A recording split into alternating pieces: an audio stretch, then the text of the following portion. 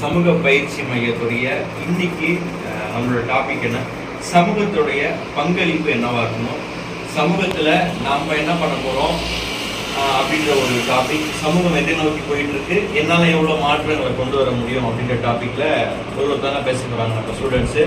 First Sneha பேச போகிறாங்க. ஸ்னேகாவுக்கு ஒரு பலத்த கைத்தட்டல், நல்ல கைத்தட்டல். சமூகத்தில் மொத்தம் நிறைய பல வகையில் மோசடிகள் நடக்குது. ஒன்று ஆக்சிடெண்ட்டாக இருக்கலாம், இன்னொன்று பாலியல் வன்கொடுமையாக இருக்கலாம், அப்புறம் சூசைட் அட்டெம்ப்டாக இருக்கலாம். இந்த மாதிரி பல்வேறு வகையில் நம்ம சமூகம் மோசடிகள் ஏற்படுது. அதில் ஃபஸ்ட்டு நம்ம என்ன சொல்ல போகிறோம்னா, ரொம்ப ரொம்ப முக்கியமானது, யார் எந்த ஒரு வார்த்தை சொன்னாலும் முதல்ல நம்ம சூசைட் அட்டன் பண்ண போகிறோங்கிறத யோசிக்கிறது தான் முக்கியமே.